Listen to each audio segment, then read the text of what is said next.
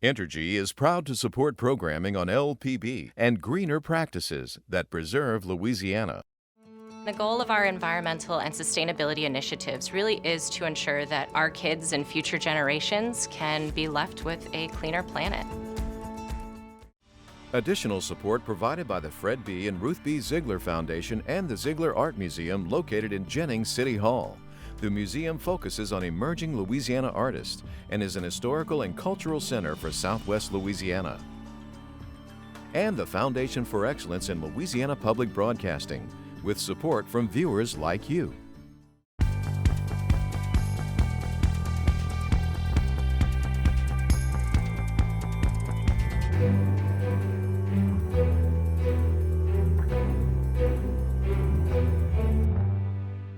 You would think that state revenue, would be suffering terribly. It's not.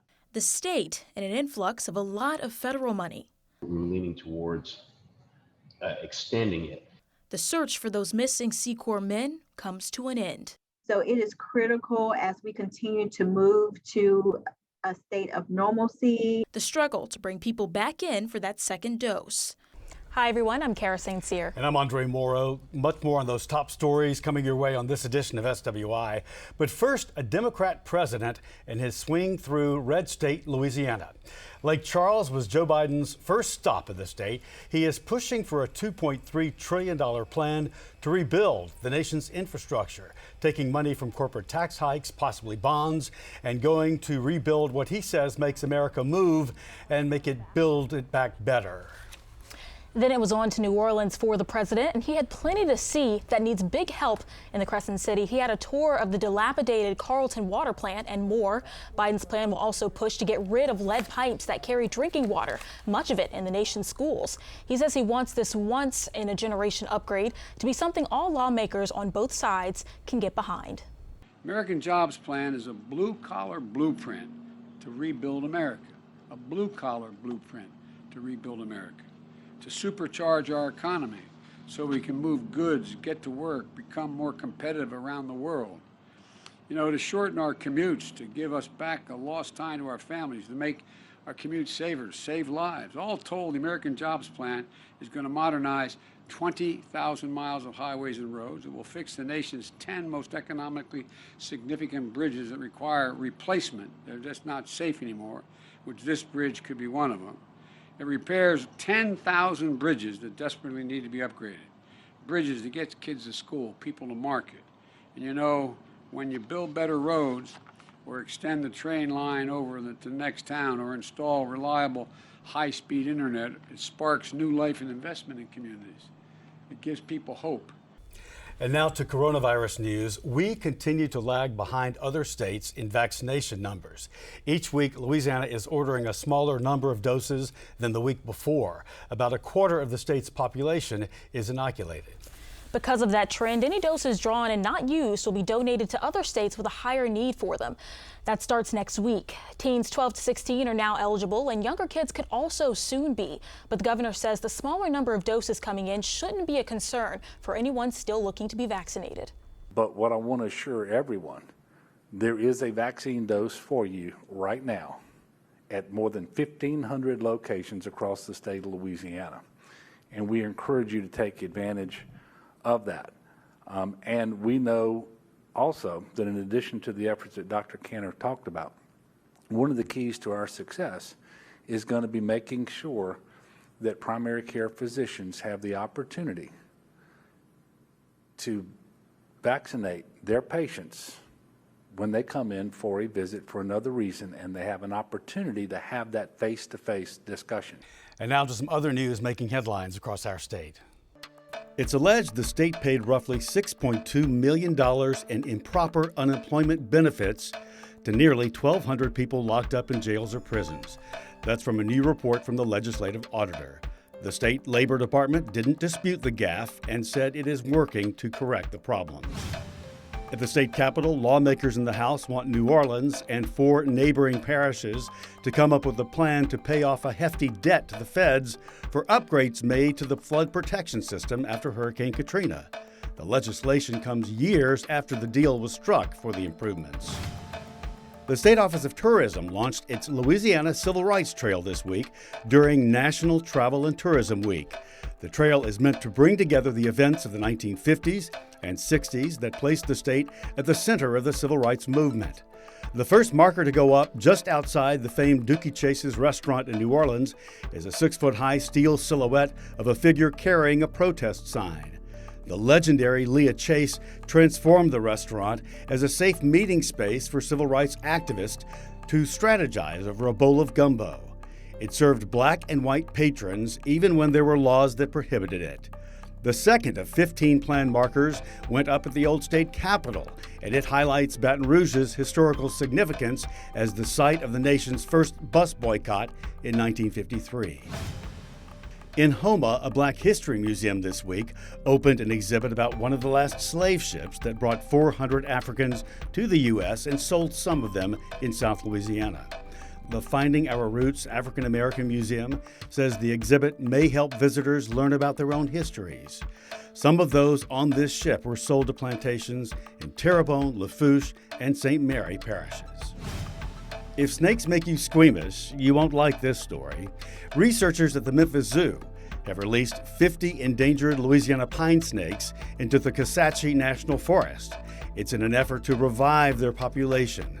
The young snakes were placed in tunnels where pocket gophers live. LSU's Board of Supervisors reached out of state to name a new LSU president. He is William F. Tate, who was provost at South Carolina. Tate is an education and sociology researcher, and he has published dozens of academic papers, the most among any of the finalists. He was selected over 2 others, including UL System President Dr. Jim Henderson. He becomes the first African-American president at LSU and in the Southeastern Conference. For me, this position is all about what can we do to help students and give people access and opportunity in higher education. I have a tremendous passion for that. That's really in my DNA. How do we help people, regardless of their background? We find the money, we get you here, and we give you an opportunity to live your dream. And I think there's no better place in the United States to come find your dream and make it happen than right here at LSU. Tate is set to assume the role July 2nd, with interim President Tom Galligan serving until that time. There was faint hope more survivors might be found from the capsized Secor lift boat 8 miles off Louisiana's coast, but any official searches ended early in the week. The Cajun Navy suspended their organized search for 7 missing men. That means of the 19 that were on board, only 6 survived.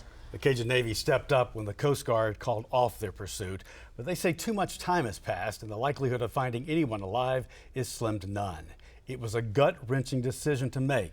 Nonetheless, toward the end of last week, we were discussing internally whether we should kind of adhere to that timeline or keep it going. And under the circumstances, this was different. We were still looking for people. We were still holding out hope that we could find some people. We were leaning towards extending it.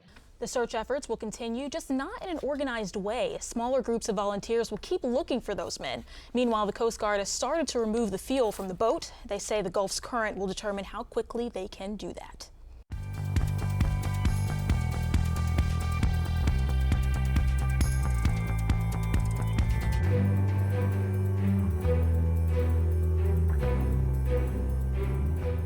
With week 4 of the legislative session coming to a close, lawmakers were able to vote on controversial topics like discrimination against hairstyles and whether it's appropriate for teachers to paddle kids in public schools. Tonight, I'll list some topics and highlights you may have missed this week. Should a teacher be able to spank children in public schools? Lawmakers voted yes. A bill to ban teachers from paddling kids in public schools did not get enough votes to pass through the House, but it was a close call. The bill needed 53 votes to pass, but only 48 lawmakers supported the bill, while 49 were opposed. Opponents said signing off on a bill like this would take away the school district's power to control these situations internally. One lawmaker said that rules are in place to make sure this type of punishment is done properly. Lawmakers will also debate whether cameras should be allowed in classrooms. A bill that would make that possible if parents and guardians request it is heading to the Senate floor. Charter and public schools will be required to have cameras with audio in special education classrooms if the bill were passed. The cost of installation for every Louisiana special education classroom would sit around $8 million. The author of the bill, Senator Franklin Foyle, said he drafted this on behalf of the Louisiana Disabilities Council and concerned parents. Prostitution is still a punishable offense in the state of Louisiana. Representative Mandy Landry's bill to toss out several prostitution-related offenses was going to be rejected by the House Criminal and Justice Committee. She pulled her bill off the table before it could make it to debate this session. During a 3-hour hearing, people in support of the bill said it could reduce unnecessary incarceration. They also argue that the state shouldn't meddle in the sexual activities of consenting adults, while opponents said it could pose a moral issue and lead to a spike in sex trafficking and violent crimes. The Louisiana Senate voted unanimously to make it illegal for employers to discriminate against someone because of the way they style their hair. Senator Troy Carter's bill is an extension of anti-discrimination laws already in practice. This one would include discrimination against hair texture and styles like braids and natural hair as part of the prohibited discrimination on the basis of race. Also, big news in session this week. The House backed a $36.4 billion budget plan for the fiscal year starting in July. The budget sets aside money for teachers' pay raises and also raises for correction workers, among other things. It includes a lot of the recommendations Governor John Bel Edwards submitted in his proposal. The budget also includes plans to increase pay for foster parents and college faculty. Plus, tuition would be covered for students eligible for TOPS.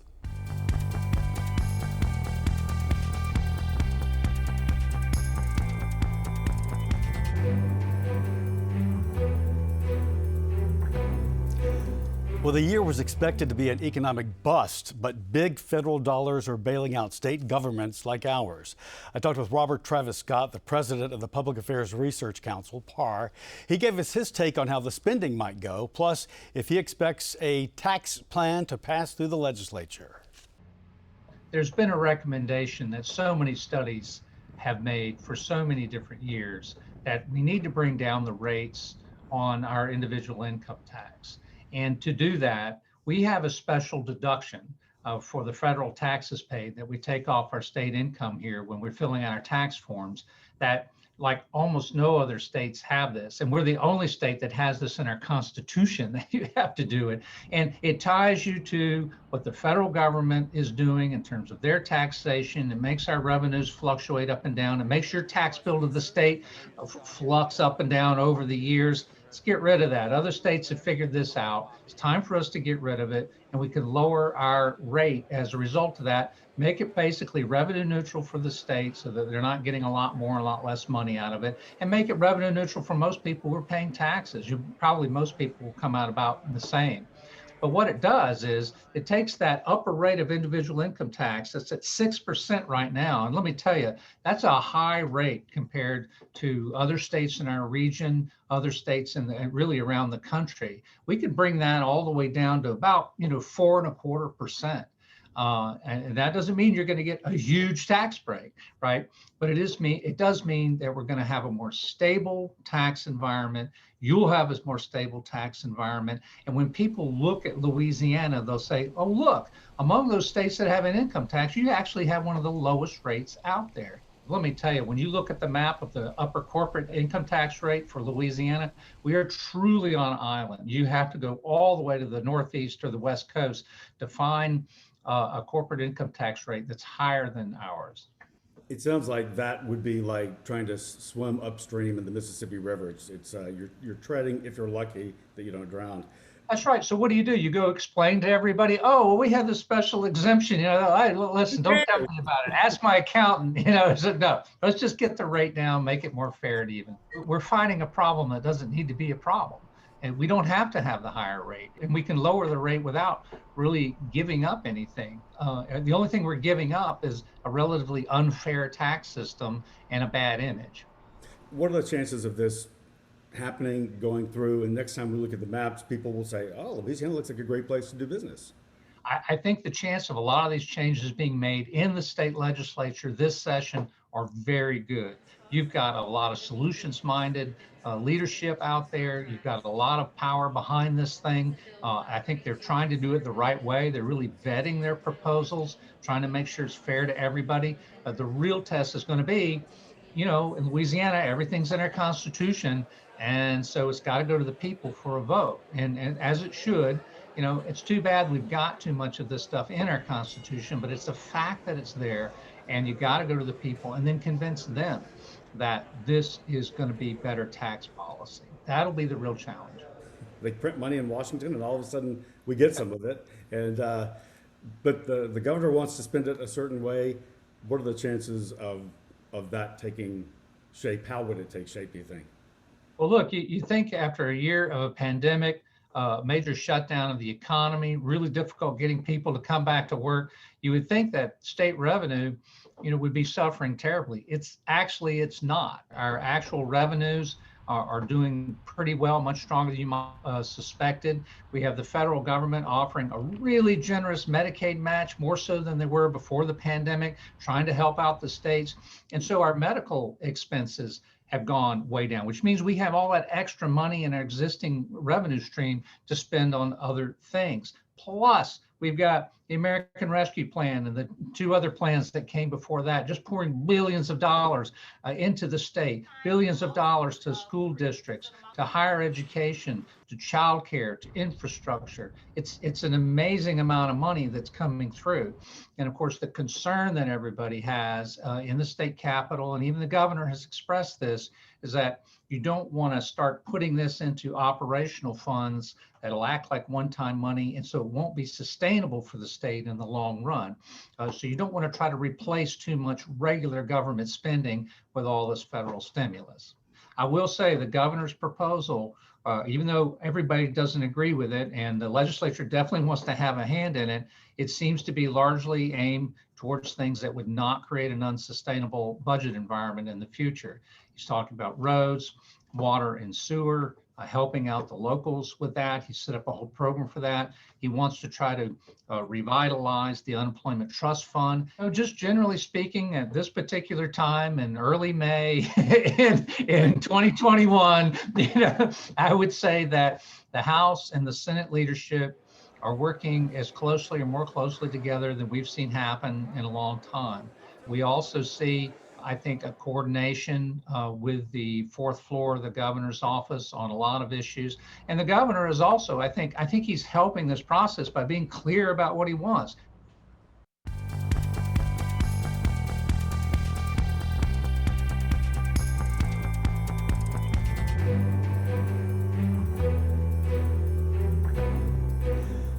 A key to reopening the economy is for hotels and restaurants to be ready to operate as they did pre-pandemic, at full service.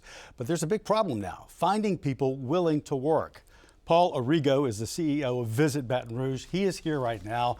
Paul, this is a nationwide problem. It's a state problem.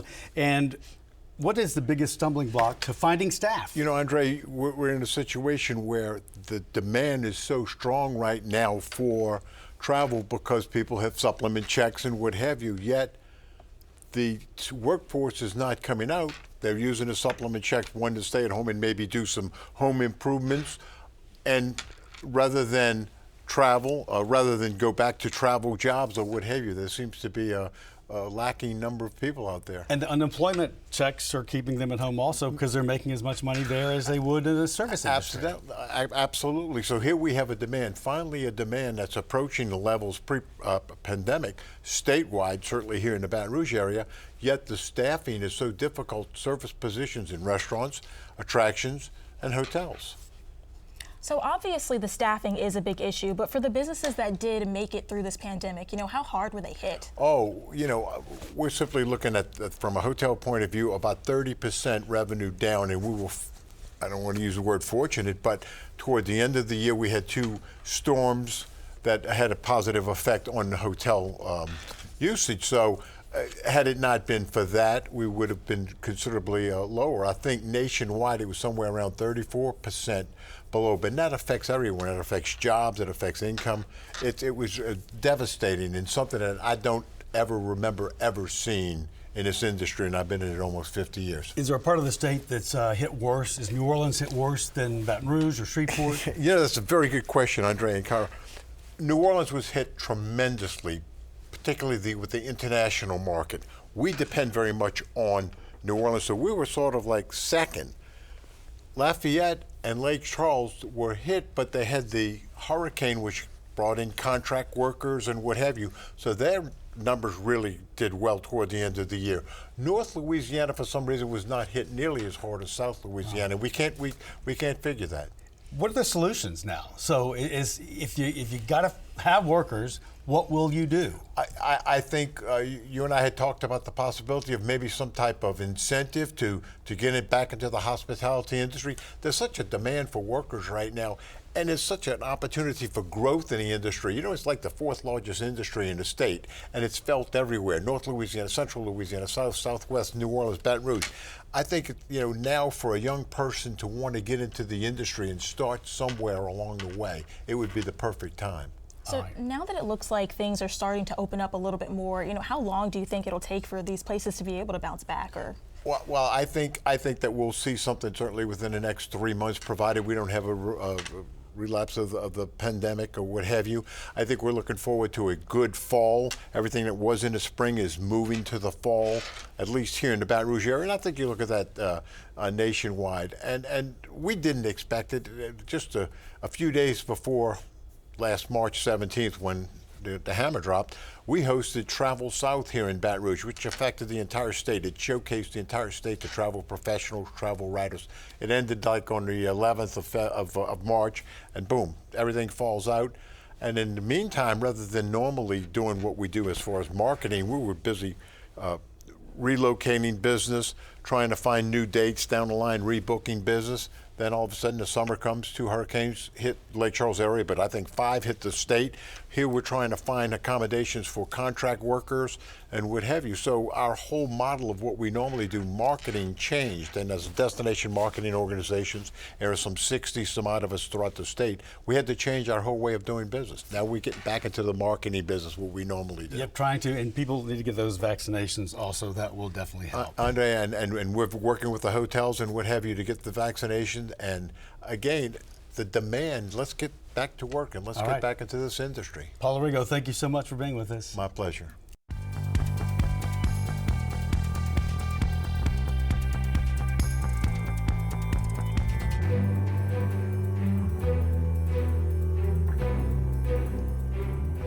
As we learned in the governor's weekly press conference, any vaccine doses that Louisiana doesn't use will be sent to other states where there's a higher need for them. But it's not because a large number of people are vaccinated here. It's because a lot of people aren't. The pharmacy services director at Baton Rouge General Hospital says she's noticed people missing appointments and not showing up for that crucial second dose. We've all heard this phrase thrown around, herd immunity. It's the milestone we've been trying to reach since March 2020. At first, there was confusion around what it is and how to get there, but now we've got a much better understanding of it. That occurs when you have a large amount of a population that has become immune to the disease. In our case, the best way to reach immunity is getting everyone vaccinated, but Renisha Ford, the director of pharmacy services at Baton Rouge General Hospital, says the state, and really the country, is struggling to get everyone to the clinics and pharmacies. It's the hesitancy that medical officials keep talking about, blocking progress. If we have a large enough number of individuals or community members who decide, yes, I need to get the vaccine because it not only protects me, but it protects others, the larger that number is in that percentage, then it protects everybody, including those who do not choose for whatever reason to become vaccinated. The CDC found that in almost every parish in Louisiana, at least 20% of the population is still hesitant. Right now, more than 20% of Louisiana is fully vaccinated. On the other hand, a little more than 30% have at least started the process. And that's where Ford is beginning to see a problem. You see, the vaccine is fully functional if you get both doses. Without both, you're looking at about 70 to 80% effectiveness. At Baton Rouge General Hospital, where Ford works, she's noticed a trend in people not coming in to get that crucial second dose. Initially, when we first started vaccinating the community, we only saw about 5% of second dose appointments missed. And this is critical because we know that although the first dose provides between 70 and 80% of protection, until you receive that second dose, you just are not fully protected from the virus. So it is critical as we continue to move to a state of normalcy and return to lives where we are interacting and engaging with one another in closer proximity, that everyone who receives the vaccination is fully vaccinated and receives both doses. Besides jeopardizing herd immunity, Ford says not getting the second dose is almost like a waste. The vaccine for those appointments, they have a shelf life. If you don't show up to get it and no one else uses it, that vaccine is thrown away. I think there is the fear of the side effects of the second dose. As we know, many individuals have enhanced side effects after receiving the second dose of the vaccine.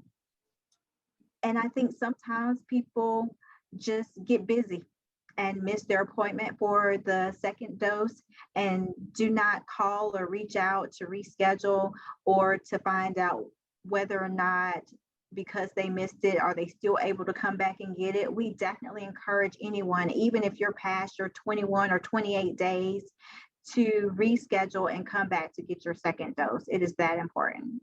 Luckily, out of the nearly 30,000 vaccines Baton Rouge General has given out, only about 50 have ended up in the trash. This is, I would say, definitely something that's occurring across the United States, is that there are missed second doses more than initially when we first began vaccinating. I think that health systems, even with the retail pharmacy chains, are experiencing missed second dose appointments, and as a result of that, wasted vaccine. For the people that do get the vaccine, you can have digital proof of that now with the LA Wallet app. It keeps track of all your vaccination records. Well, the SpaceX civilian crew used this week for some photo ops. Here's a look at the four who will head into space. Of course, Louisiana native Haley Arsenault is there. She's a cancer survivor and she's representing St. Jude Children's Hospital. Their 3-day trip around Earth is scheduled to launch September 15th. St. Jude is working towards a goal of raising $250 million for cancer research and care. How about that, huh? And everyone, that is our show for this week. Remember, you can watch anything LPB anytime, wherever you are, with our LPB app. You can catch LPB news and public affairs shows, as well as other Louisiana programs you've come to enjoy over the years. And please like us on Facebook, Twitter, and Instagram. For everyone at Louisiana Public Broadcasting, I'm André Moreau. And I'm Kara St. Cyr. Until next time, that's the state we're in.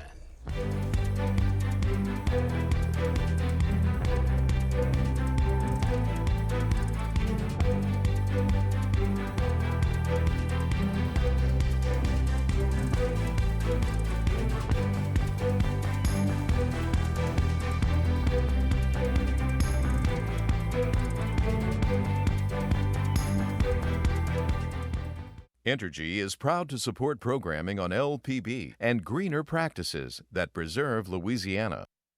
The goal of our environmental and sustainability initiatives really is to ensure that our kids and future generations can be left with a cleaner planet. Additional support provided by the Fred B. and Ruth B. Ziegler Foundation and the Ziegler Art Museum located in Jennings City Hall. The museum focuses on emerging Louisiana artists and is an historical and cultural center for Southwest Louisiana. And the Foundation for Excellence in Louisiana Public Broadcasting, with support from viewers like you.